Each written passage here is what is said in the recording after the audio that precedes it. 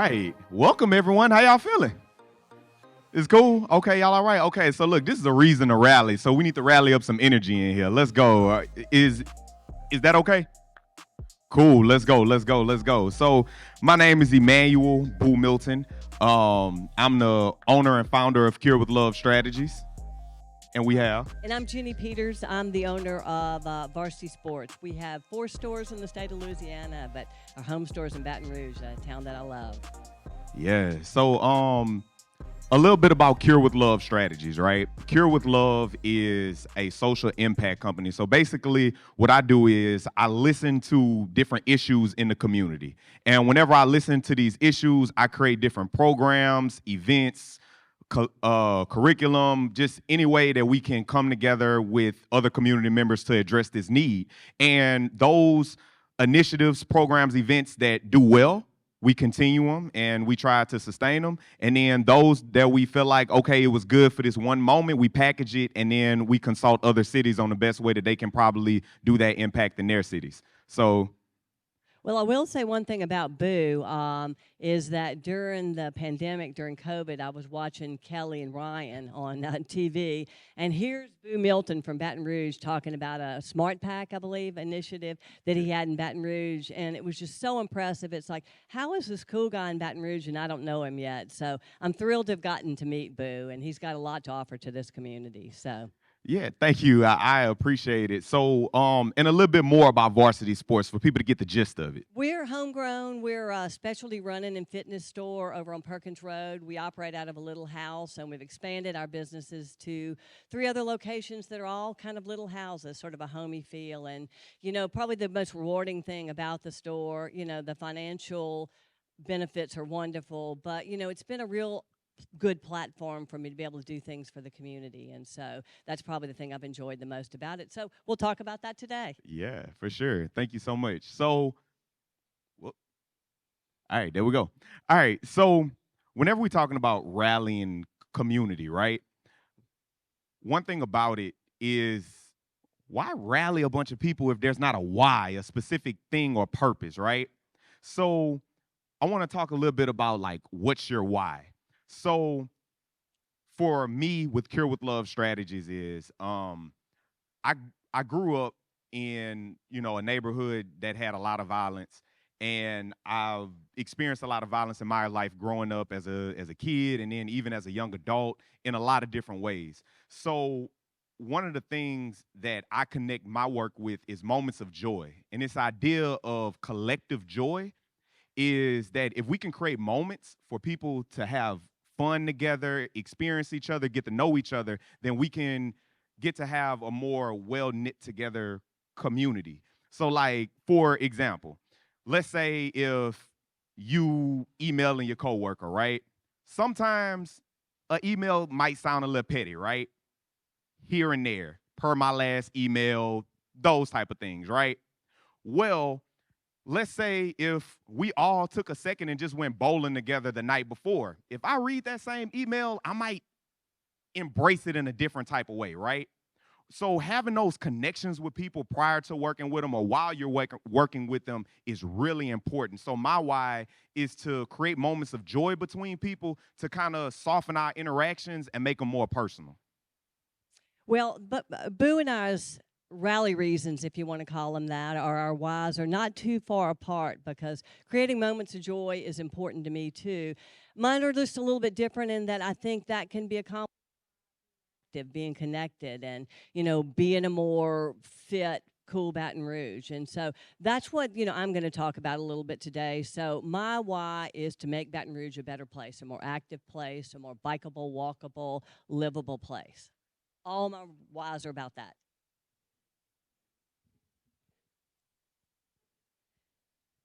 Well, so the one I'm going to talk about just very briefly, it could be a long story, but I'm going to make it a 2 or 3 minute story, is one of the whys that I had way back in 2016. Oops, went back, and I don't mean to do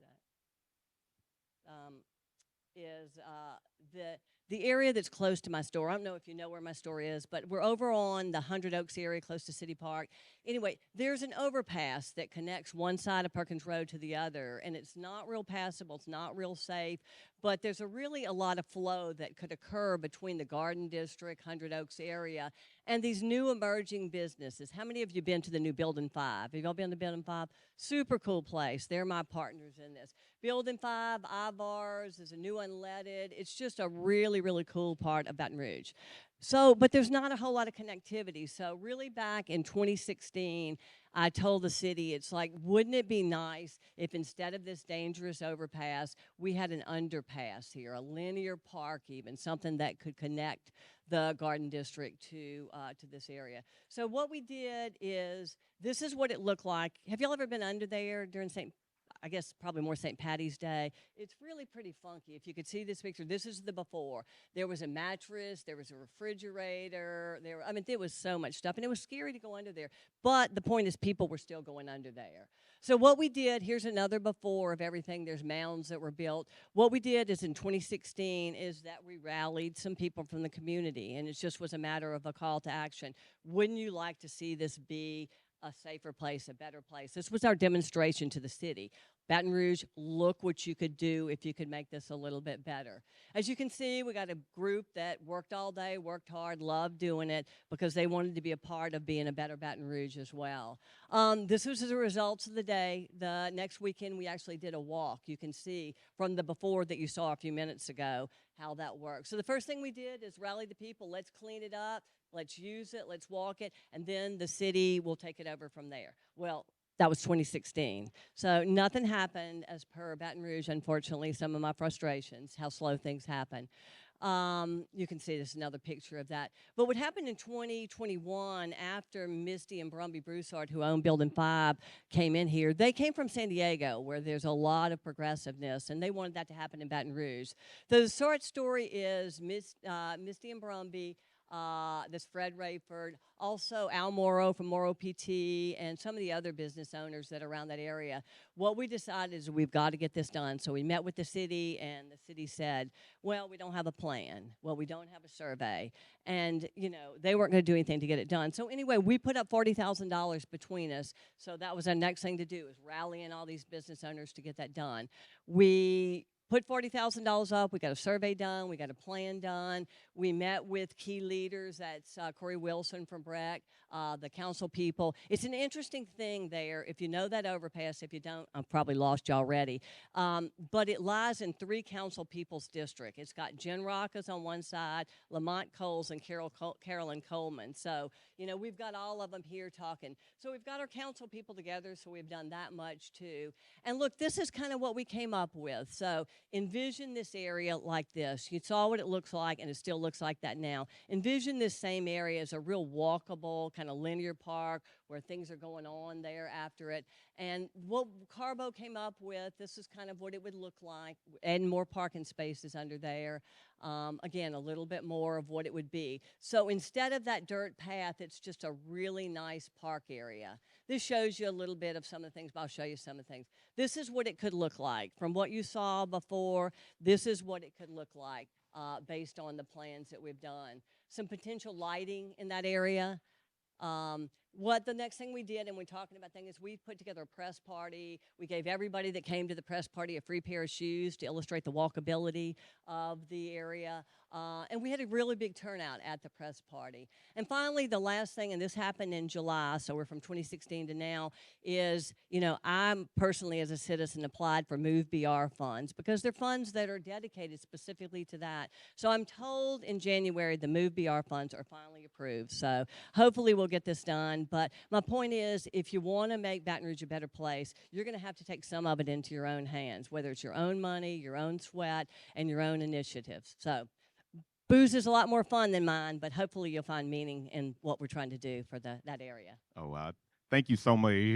Can we give Jenni a hand clap for that? Thank you. That was amazing. Yeah, no, I'll definitely be under that overpass once y'all get those renovations going. That'll be cool. Yeah. So we spoke about our whys, and then, you know, and the products of like what our whys have been able to push us to do. So one of my like what's, or like one of the products that I've been able to come out of this is my dodgeball tournament. I do an annual dodgeball tournament, and it's pretty fun. So what I do is I hand select about the first year we did 80 people. The next year we did 120 people, and that's just participating in a dodgeball tournament. And whenever I pick these people, hold, not ready for the video just yet, but yeah, thank you. So whenever I pick these 80 people to 120 people, it's different people in the community, different business owners, rappers, DJs, news anchors, like people who you would never see in the same space together, the mayor, just all of these, and I let nobody pick their team.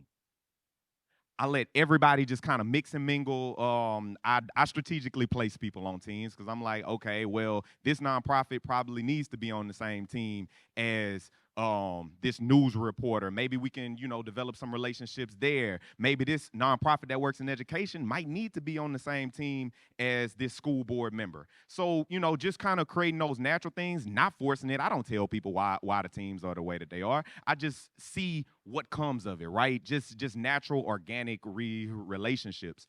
And I've seen so many things happen from there. And then, like I said, like creating moments of joy. So if you look at this picture right here, only these two people knew each other before this game. But you see how much joy and how much happiness this is? And like prior to this event, these people did not know each other. So this is the way that I like to push joy into the community. Like I said, we had about 120 people play in the tournament and about 1,000 people show up each year. So, and the whole purpose of it, the first thing is to promote unity in our city. That was the main thing that made me want to even do this, right? Because I feel like it's such the divide in the city with like different events and things like that. And I'm like, you know what? I just want to bring everybody together in a neutral space. So that's why I chose BRCC. It's like in the middle of the city, and then provide free entertainment, right? This is economic impact. So I strategically choose the week right after school starts because that's a week where a lot of families might not have as much money. So if you want to go out and have fun, you might not have money to go to the movie theaters. You might not have money to go here or there. But if I create this free event for you, then you're able to go and experience that joy and connect with community, have fun with your family for free. And then at the end of this tournament, we donate anywhere between $1,000, $2,000 to a local charity. So if you see the different colors that people are wearing in the dodgeball tournament, each color represents a different cause. It might be women empowerment, it might be youth empowerment, it might be mentoring and things like that. And whichever team wins, we donate to that charity. So the first year, the Walls Project received the check, and then the next year it was Front Yard Bikes. So yeah, so that was 2018, 2019. COVID happened, so I kind of was like, yeah, we probably don't need to have a dodgeball tournament, but who knows? We might have one in 2024. So if you don't mind, can we cue the video? So this is a recap of the event.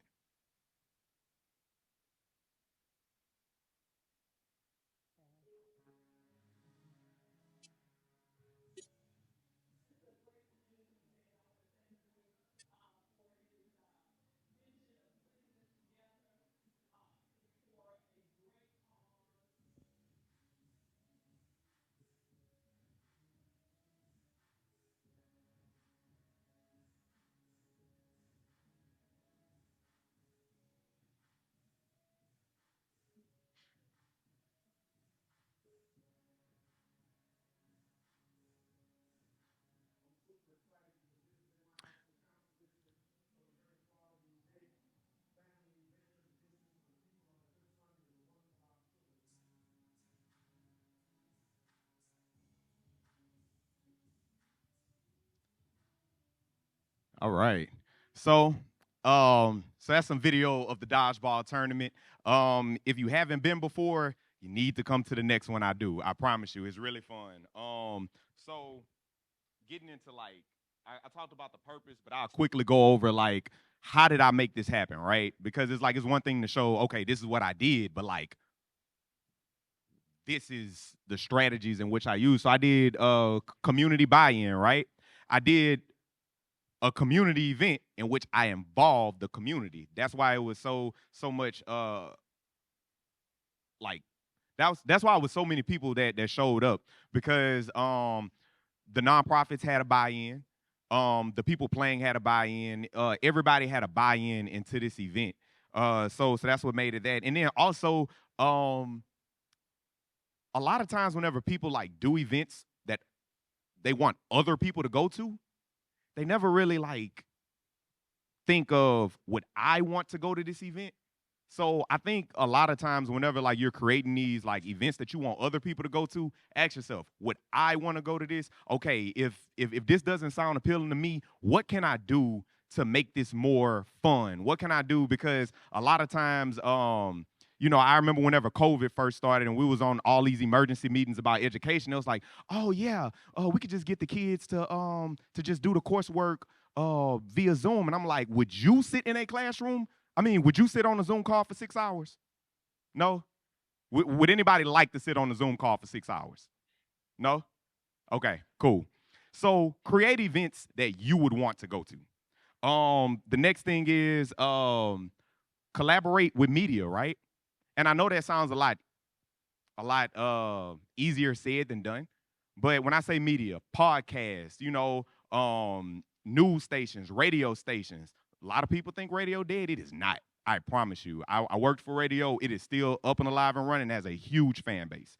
But like I said, it's easier said than done. But a part of collaborating with media is asking them how do they want to be a part of it. So whenever I go to the table with a news station or something like that, I say, hey, what do you want out of this event? And not just say, hey, put me on the news. It's how do you imagine your company at this event? Do you want somebody on here? Like, do you want some of your radio personalities a part of the tournament? So just like I said, getting that buy-in. And then the last thing is strategic incentives, right? So I gave out free shirts. And that's something that Miss Jenni does too. She gives out a lot of shirts. I want to say I went to the store, and if you buy like shoes, then you get a free shirt, right? Perfect segue. Everybody here gets a free shirt with Varsity and BREW co-branded today. So it's a good extension of the brand. Yeah. But yes. And see, the thing about strategic incentives, right? Because you can give out as many free shirts or like, and also what we did, we gave out 200 quarters gift cards, back when quarters was still open. We gave out 200 free quarters gift cards. But one thing that I've learned is you don't want your incentive to be the core of what you do. Because if people are only coming for that, then that causes an issue and you won't really create a real community, right? So you want to make sure what you're giving them benefits them a lot further than just the free thing that you give them as well. So I'm gonna turn it over to Jenni. What's one thing that you want people to leave with? What's that one thing? Well, I guess maybe two things is to try to get your whys or your causes to line up with your brand personality. And that's going to be beneficial all the way around. If what your mission is, what your personality is personified in what you do, then it'll just reinforce everything. And probably some of the things I've heard, if I could tell you, I think the two key words that typify a successful entrepreneur is relentless resourcefulness. If you didn't see anything from what I started in 2016, is that I'm going to pull out everything I can to try to get it done. So you've got to have relentless resourcefulness. And if you can do that, you'll be a great entrepreneur. Yeah, I love that. I guess my one thing to leave with is start with why. If you start with why, then everything else will make sense. I teach an event planning course. And organizing course, and that's the first thing I tell people to start with is your purpose. And once you're grounded in that purpose, everything else will roll out. Because if your purpose was to create community and to create a network, if you throw a big event and let's say you make a lot of money, but you didn't have a sign-in sheet at the door, you missed your purpose. Your purpose was to create a network. Or if your purpose was to make money and you had a sign-in sheet and you got a network and you didn't charge at the door. It's vice versa. So start with your purpose, your why, and then build out from there, and make sure that everything you do in order to build your community always draws back to that why. All right, so Thank y'all so much. thank you.